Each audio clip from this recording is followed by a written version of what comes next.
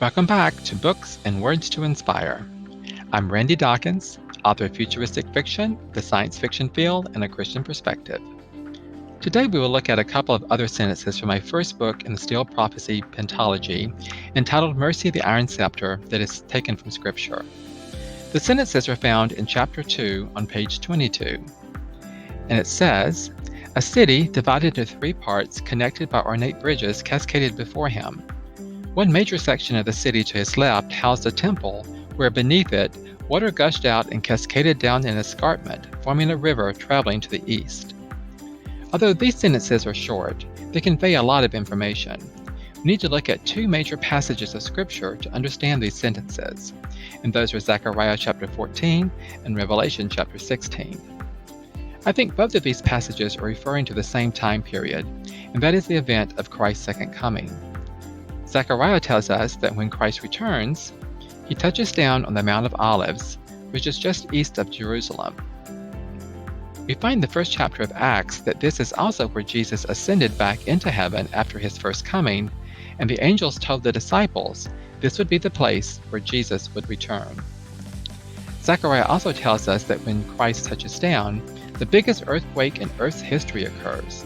The Mount of Olives is split in two, with a split running east to west, making the Mount of Olives become two, a northern part and a southern part. The split runs west into the city of Jerusalem. We need to refer to chapter 16 of Revelation for other details. The earthquake described here is likely the same one as Zechariah mentions, because it is described as severe and like none other that has ever occurred before. We find here that the city was split into three parts.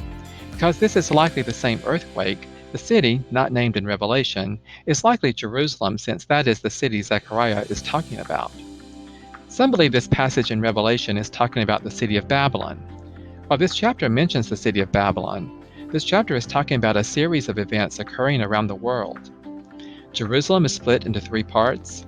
Many cities around the world collapse. The city of Babylon is destroyed, and many islands cease to exist.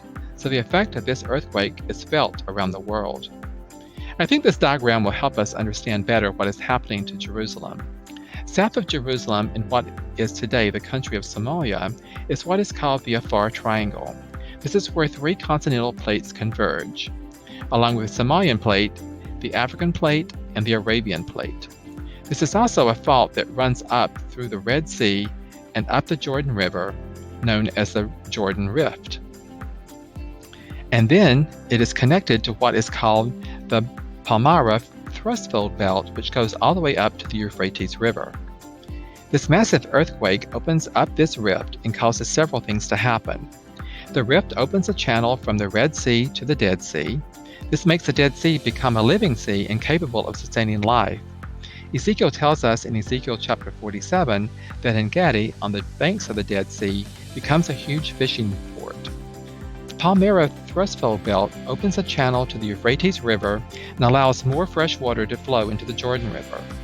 A rift is opened up through the Tyropoeon Valley through Jerusalem, which meets the rift coming from the Mount of Olives, thereby making the city of Jerusalem become three parts. Yet this rift extends even further north and causes an escarpment to form, raising the city of Jerusalem far into the air and forming a plain to its east. This rift will open underground springs, and one will flow from Jerusalem. When the new temple is built, it is built over this spring, making it look as if water is flowing out from under the temple to the east, down the escarpment, and through the two Mounts of Olives the earthquake formed, and onto the Jordan River to the east.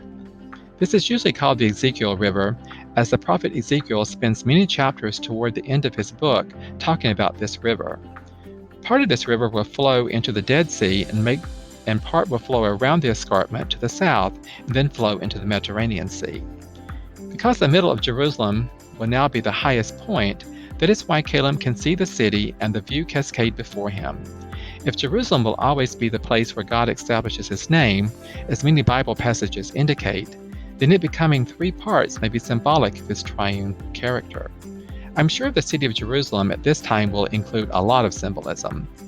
The books of the Stele Prophecy Pentology use some poetic license to convey some of this imagery. I hope this brief explanation piques your interest and your research on this more. As you can see, our future will be quite the event. Read the book, Mercy of the Iron Scepter, and search the scriptures yourself for more insights. Well, that's all for today. Tune in next time as we discover what else God has in store for our future. Please visit my website for more information on this series and other books I have written. It's easy to remember, randydockens.com. Until next time, God bless.